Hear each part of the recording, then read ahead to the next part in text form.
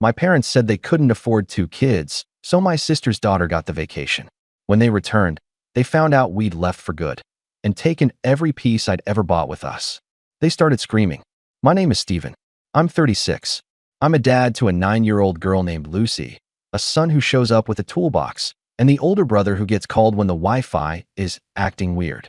I work construction, framing, drywall, decks, roofs. I smell like sawdust most days and my forearms look like I arm wrestle fence posts for fun. I like things I can measure. Levels, plumb lines, invoices that add up. In my family, I'm the fixer. My sister, Mara, is the star. If you ask my parents, I was steady. Mara was special.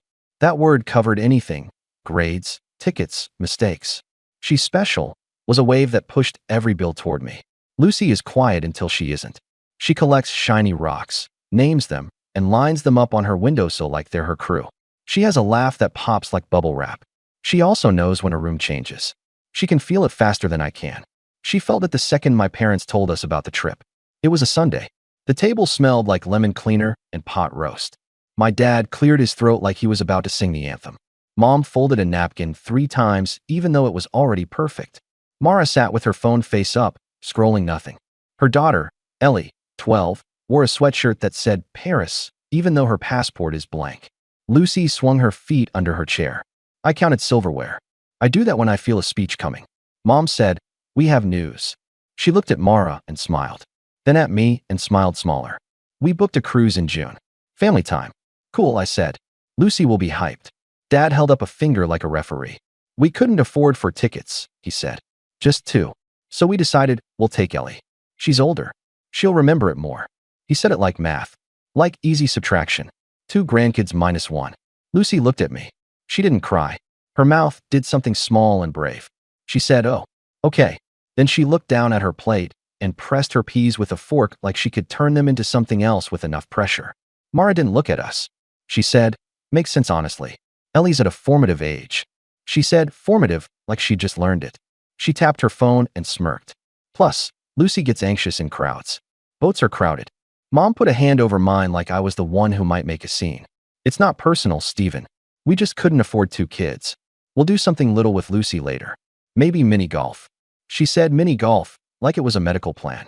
Dad added, "We're not made of money, son." I heard the fridge hum. I heard Lucy swallow.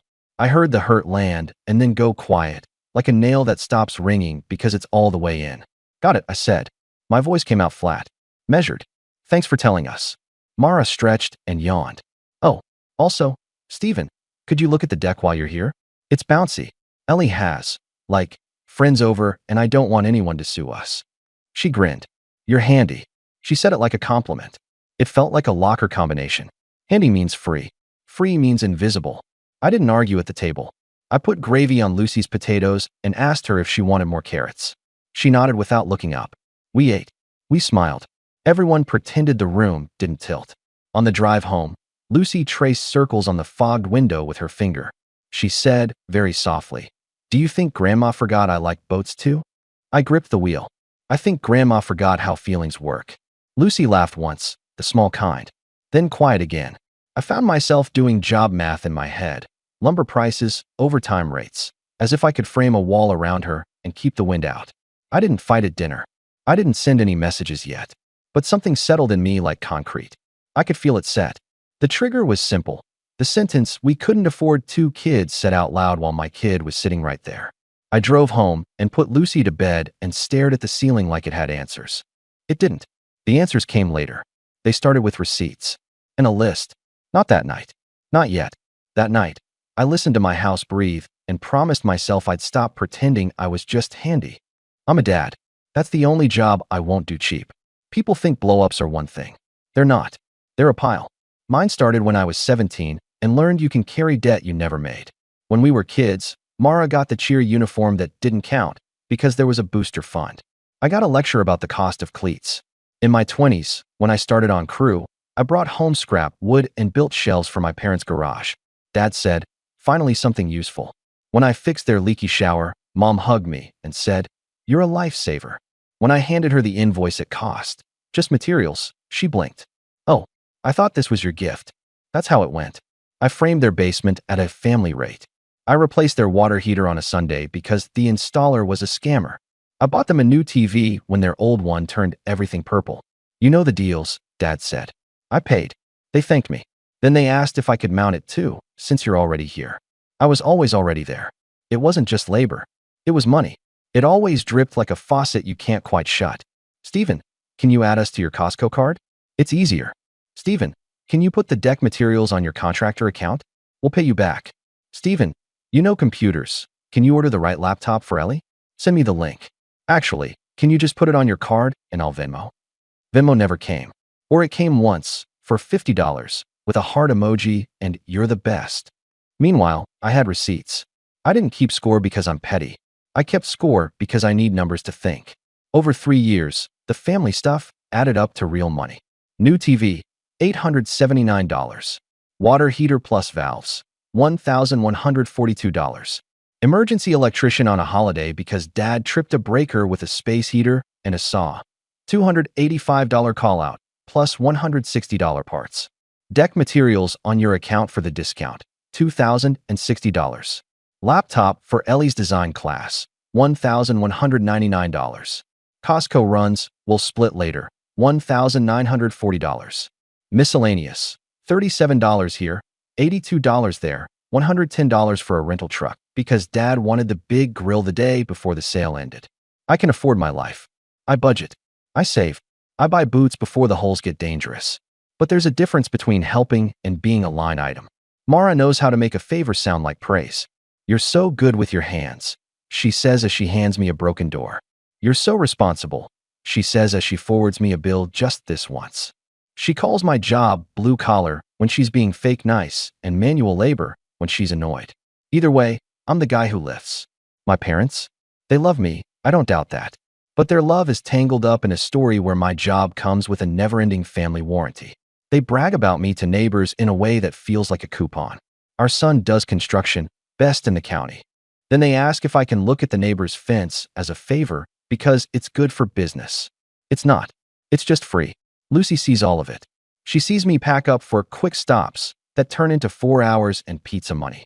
She sits on the steps and watches me load my tools. Is this a work job or a grandma job? She asks. I say grandma job.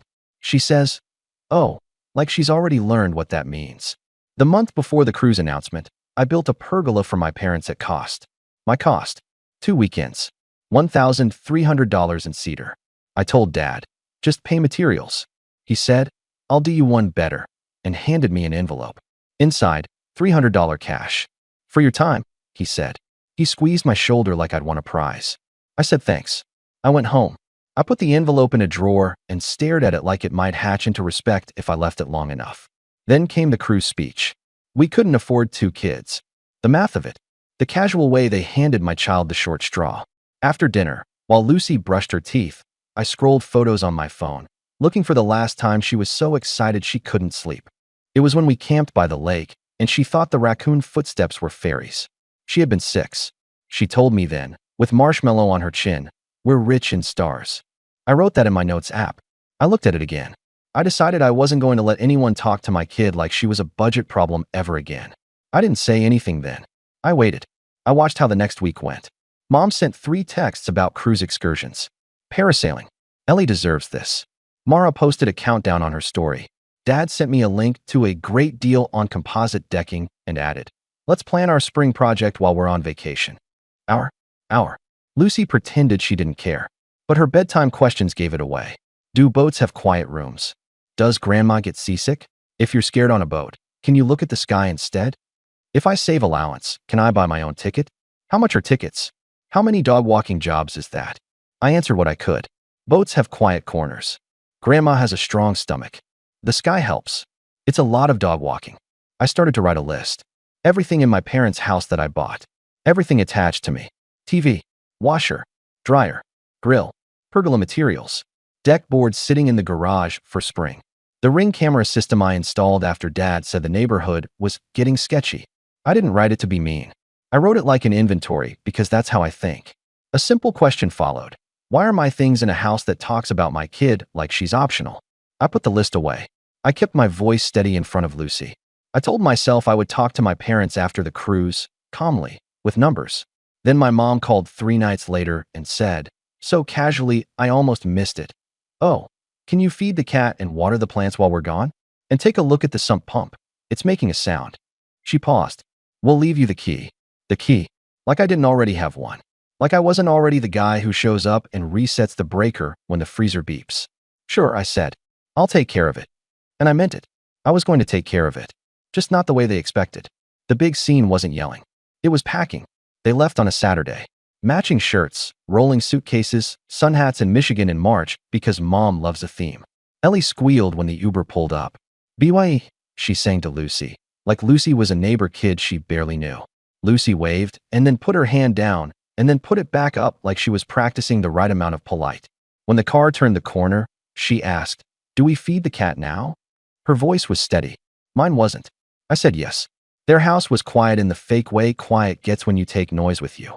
The cat glared and then leaned into Lucy's palm like it was always hers. I checked the sump pump. It was fine. It was just old. Like a lot of things in that house except for the things I'd replaced. I opened the pantry and saw the Costco bulk I'd hauled last month.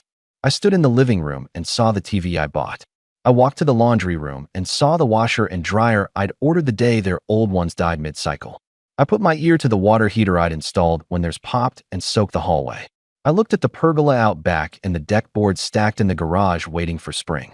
I took out my phone and opened the list. Then I opened a note I'd written the night of the cruise conversation.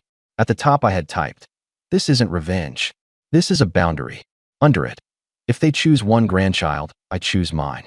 If they call money love, I take my love back to my house. Dad, Lucy called from the kitchen. The cat likes me. I like you too, I said. I called my friend Nate. We work together sometimes. He owns a truck and a back that doesn't complain. You busy? I asked. For you, no, he said. What's the job? Moving, I said. Whose? Mine, I said. And also not mine. He laughed. Be there in 20. We didn't take anything that wasn't mine. We didn't touch their couch or their table or their photos. We unplugged the TV I'd bought and wrapped it like it was glass. We unscrewed the ring cam and patched the hole. We slid the washer and dryer onto dollies and strapped them tight. We loaded the grill I'd assembled with the same care I'd put into assembling it. We left the pergola. It was cemented. It wasn't about making them suffer. It was about stopping the bleed. Lucy held a clipboard and checked items off my list. TV, check. Washer, check. She took it seriously. I love her. Halfway through, I found the envelope with the $300 Dad gave me for the pergola. It was in the junk drawer under rubber bands and expired coupons. I put it on the counter. We left a note in the kitchen where they set their keys. I kept it simple. Mom, Dad, you said you couldn't afford 2 kids, so you picked Ellie. I heard you. I'm not going to argue while you're gone. I'm going to act like my kid matters. The items I bought, TV, washer, dryer, grill, ring cam, deck materials, are now at my house. They were mine to begin with. I left the receipts on the table with the $300 you gave me for the pergola since it bothered both of us. Lucy and I won't be here when you get back. We're done doing handy person work in exchange for being told we cost too much. If you want a relationship with us, the price is respect. If you want free labor, call a contractor. This isn't about revenge. This is about closure and boundaries. Steven, PS cat food is on the bottom shelf. Sump pump sounds normal. I shut off the hose bib for the season. Nate read it and nodded. Fair, he said. We drove home. My garage looked like a small appliance store. It also looked like mine.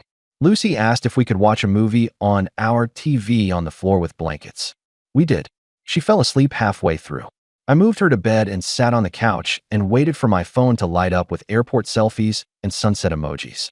It didn't. Not yet. They were at sea. That was the loudest quiet I've ever heard. They came back 10 days later. My phone started vibrating before sunrise like it had a nervous system of its own. First, Mom, Steven, where's the TV? What is happening? Then Dad, call me. Now. Then Mara, bro. The group chat is on fire. Did you rob Mom and Dad? Ellie is crying. I didn't answer right away. I made Lucy pancakes. I put blueberries in a smile and didn't say anything about how corny that was. She smiled back for real. At 9:12 a.m., my dad called again. I picked up. You took our stuff, he said. No hello. I took my stuff, I said. Receipts are on your table. You're a thief, he said. I'm an owner, I said. And a parent. You embarrassed us, he snapped. Your mother cried. You embarrassed me when you told my daughter she was the one you couldn't afford, I said. And you didn't cry then. He went silent, then tried a new door. We needed those things. So did we, I said. But we didn't tell a 9-year-old that she was too expensive for a memory. He exhaled into the phone like he was blowing out a birthday candle with hate. Bring them back. No, I said. We're done playing rich with my wallet. He hung up. 3 dots, 3 dots, 3 dots in the family chat.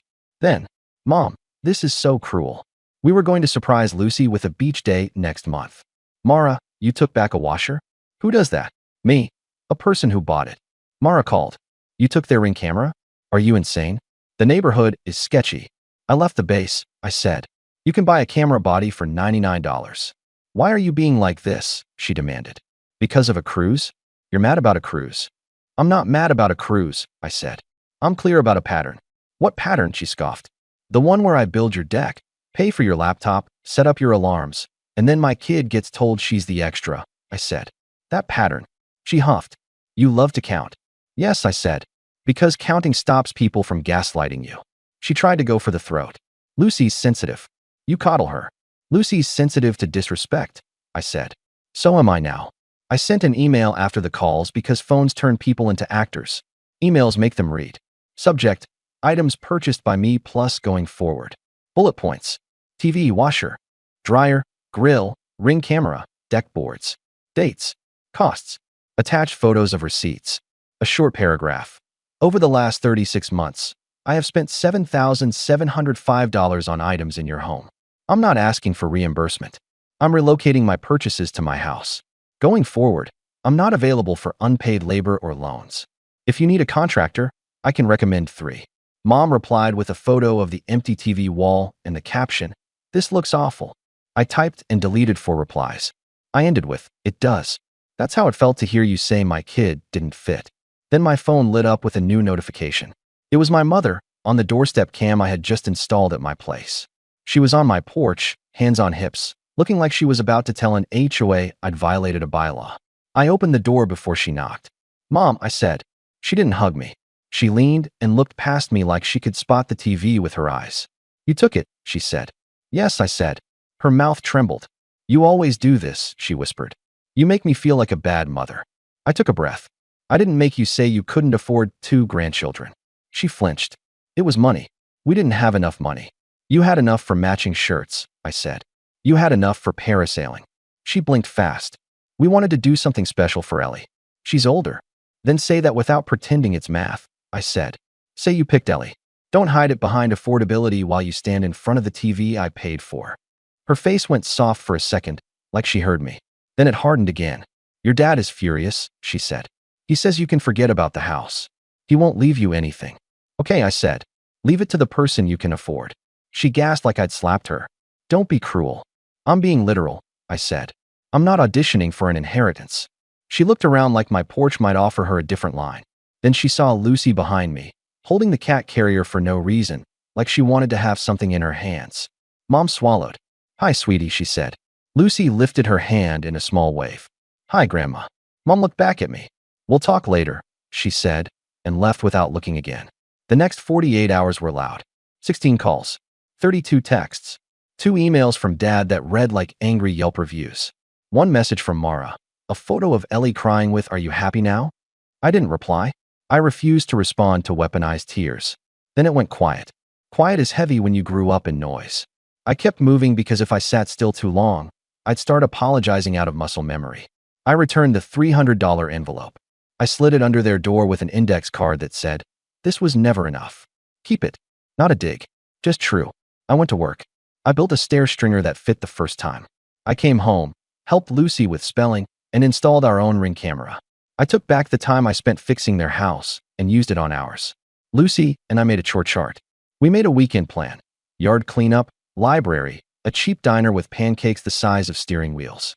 I set aside $50 every Friday in a new account labeled Lucy's First Trip. Not to make the world fair.